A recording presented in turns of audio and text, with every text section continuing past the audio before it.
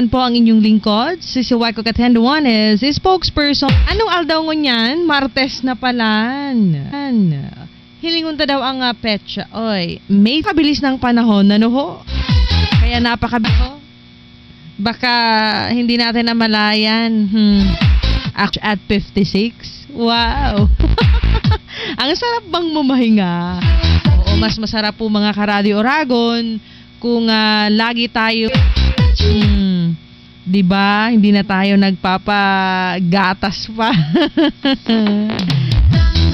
Ay, ang importante lahat po tayo ay buhay at masaya. Kumusta nakikinig?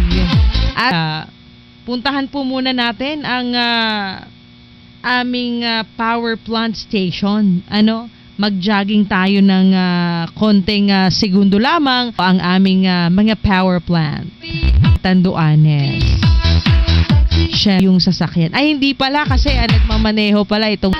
nakarating na po tayo sa Marinawa sa 10th and